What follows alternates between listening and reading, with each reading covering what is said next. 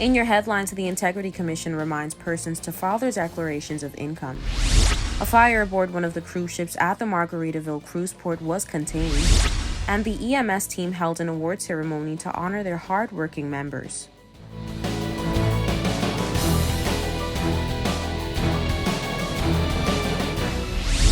From the PTV Broadcasting Headquarters in Providenciales, your number one source for news, I'm Erica Penales, delivering the latest from across the country this Thursday right to your door. Newswatch starts now.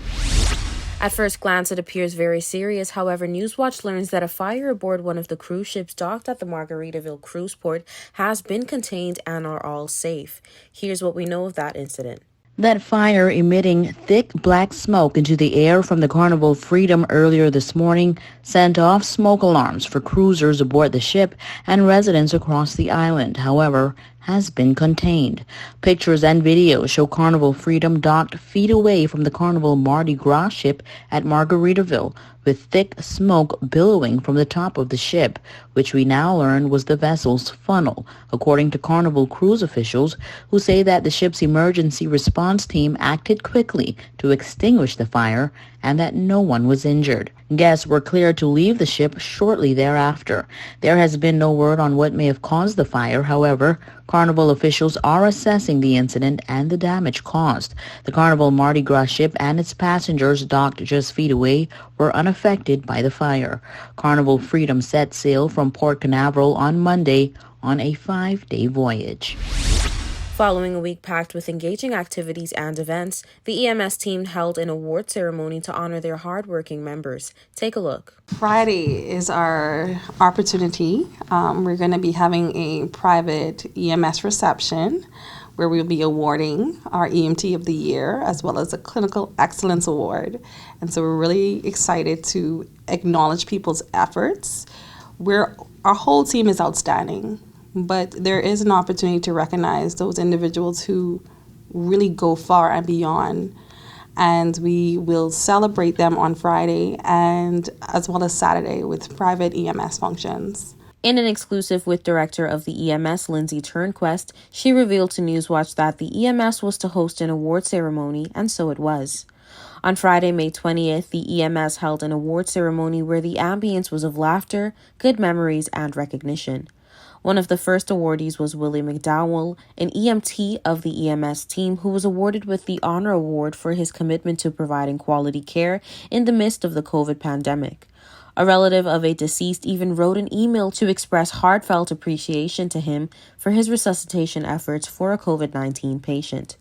Chris Forbes was also among the awardees with a certificate of appreciation to Fire Rescue for all that they do to assist with the EMS. Recipient of the Clinical Excellence Award went to Miss Blaine Lettuce. The Most Improved Award went to Samantha Elsius of Grand Turk, and EMT of the Year went to Renee Charles.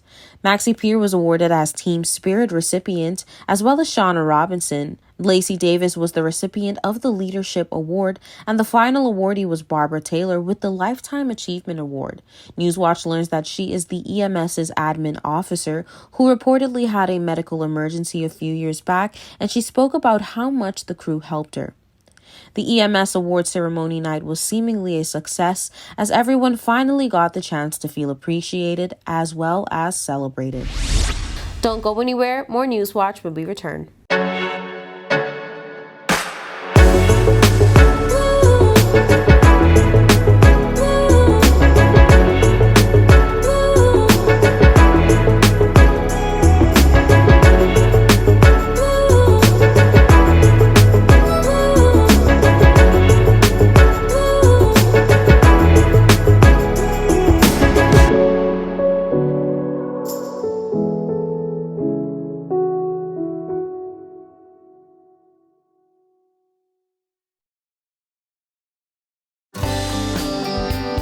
This is a reminder that all PTV service accounts are due on the first day of each month. Accounts should be brought up to date by the 28th of the month to avoid disruption in service. Payments may be made on our office at Stubbs Diamond Plaza, Providenciales, Mides Plaza, North Caicos, and Airport Road in South Caicos. Payments may also be made online using Scotiabank, CIBC First Caribbean Bank, and Royal Bank of Canada. Please allow 3 business days for online payments to be processed. We thank you for your cooperation.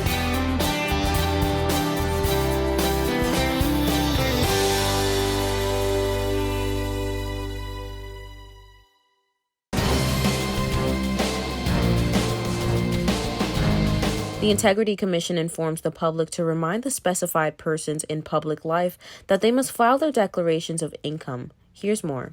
As required by Section 39 of the TCI Integrity Commission Ordinance, specified persons in public life must file their declarations of income, assets, and liabilities. The filing of declarations will take place on an ongoing basis during the months of May and June 2022. All declarants are required to deliver their completed declaration forms along with the relevant supporting documents in person at an office of the Commission by appointment only. Declarants will be contacted individually with a specific date, time, and location for delivery of declaration forms. Specified persons in public life include the following: all specified persons in public life who made their last filing on or before June 30th, 2020. All persons who are appointed to statutory boards effective April 1st, 2022 or thereafter. All specified persons in public life who are appointed within the TCIG government effective April 1st, 2022 or thereafter. All persons who are no longer sitting members of statutory boards as at March 31st, 2022. All persons who have resigned their post or whose contracts have not been renewed within the TCIG government are required to file within 90 days of the end of their tenure. All other persons who are considered specified persons in public life, but who would not have been aware of their obligation to file under Section 39, the Integrity Commission Ordinance. Declaration forms are available on the Commission's website at www.integritycommission.tc. For any inquiries about an appointment, please call 946-1941 or 941-7847 or send an email to info@integritycommission.tc. The Commission advises that for those declarants who fail to attend their scheduled appointment, please be mindful of the following. A failure without reasonable cause to file a declaration is a criminal offense, punishable with imprisonment for 1 year or a fine of $15,000 or both. In addition, the Commission is, among other things, obligated to publish the fact of such failure in the Gazette. All declarations are confidential documents. Please do not submit your completed declaration form through a third party or via electronic or surface mail. Persons who have not filed a declaration during the calendar year 2021 will not be required to file in 2022. The autopsy results of those American tourists found dead in that Sandals hotel in the Bahamas have been revealed, and the police say it was not foul play. Newswatch has all the details for you in this next story. Those 3 tourists, we now learn from toxicology reports, are dead from carbon monoxide poisoning. The victims, identified as Michael and Robbie Phillips and Vincent Chiarella, were all found unresponsive in their rooms at the Sandals Resort in Exuma earlier this month. The victims were found in their villas on the property on May 5th after complaining of illness the day before. Police were called to the scene around 9 a.m. that morning, where they found the trio dead and a 4th person, a spouse of one of the deceased, clinging to life. Luckily, she was rushed to the hospital and flown back to the U.S. for emergency medical care and survived. Police revealed early on in the investigation that foul play was not suspected and that the victims were examined and showed signs of convulsion. It is believed that the 2 men and the woman died as a result of carbon monoxide poisoning from faulty air conditioning systems in their villas. However, the families of the victims, we learn, have requested second independent autopsies. Don't touch that remote. We'll be right back. Coming up next is your weather forecast. This is a reminder that all PTV service accounts are due on the first day of each month. Accounts should be brought up to date by the 28th of the month to avoid disruption in service. Payments may be made on our office at Stubbs Diamond Plaza, Providenciales, Mides Plaza, North Caicos, and Airport Road in South Caicos. Payments may also be made online using Scotiabank, CIBC First Caribbean Bank, and Royal Bank of Canada. Please allow 3 business days for online payments to be processed. We thank you for your cooperation.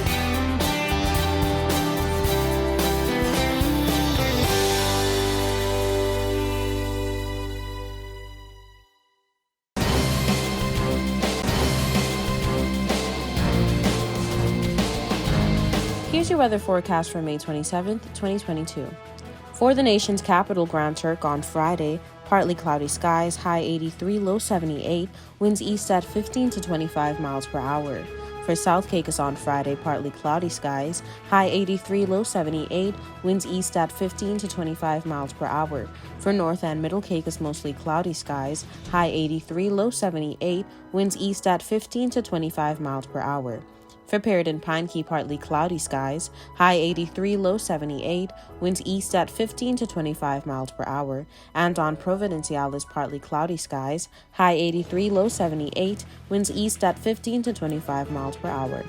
Now for your sunrise and sunset. Sunrise 6:07 a.m., sunset 7:27 p.m. And for your high tides and low tides, high tide 6:20 a.m., 6:46 p.m., and low tides 12:23 a.m., 12:22 p.m. And that's it for your weather forecast. We'll be right back with more News Watch.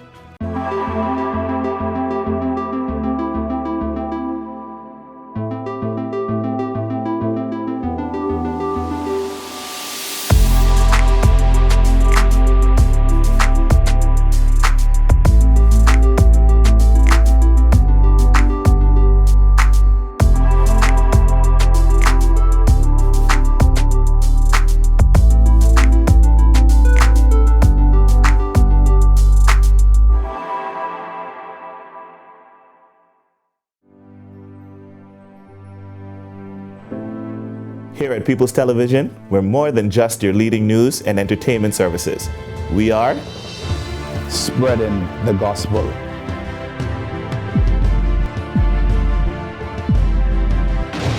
We are breaking barriers. We are preserving the culture. Each one, teach one. We are committed to excellence. We're creating change. We are creating memories. We are the future. I am PTV. I am PTV. I am PTV. I am PTV. We are PTV.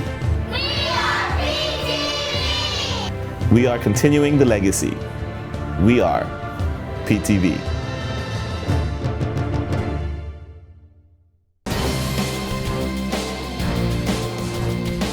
Members of the 100 Black Men International Health and Wellness Committee gave Newswatch some updates on their very promising upcoming plans. Take a look. The 100 Black Men is an organization that was started in 1963 in an effort to mentor and take care of the community.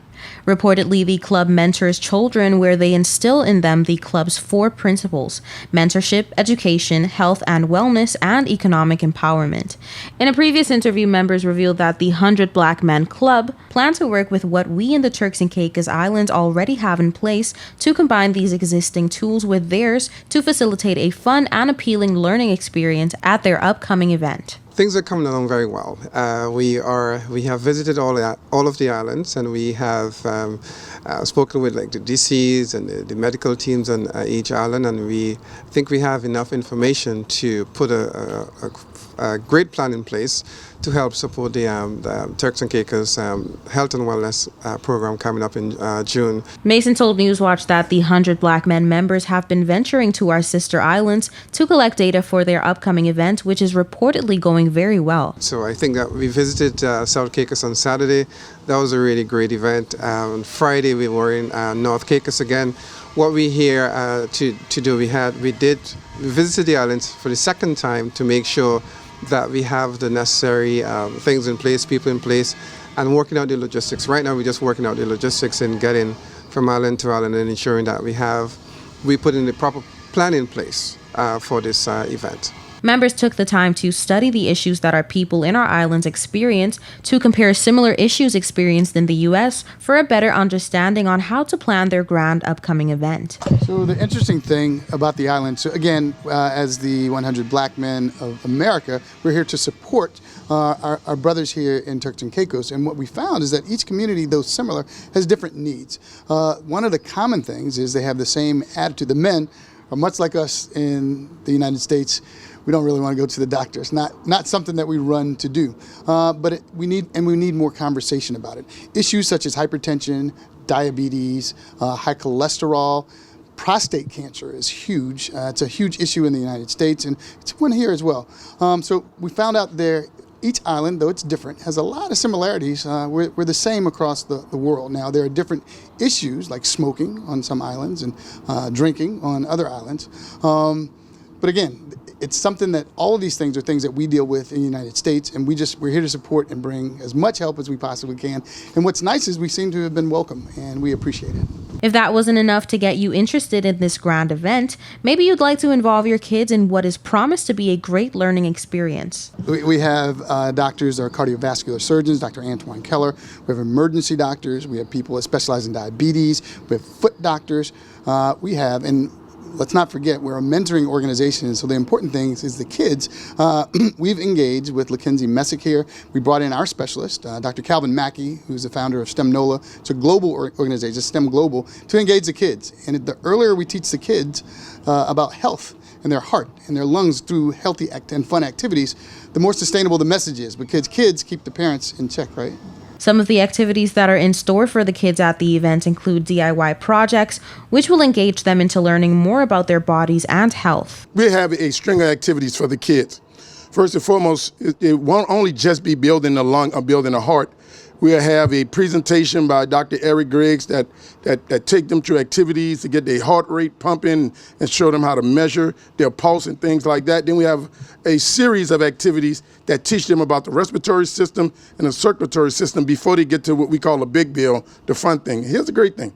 Each kid will build one of these and walk away with it.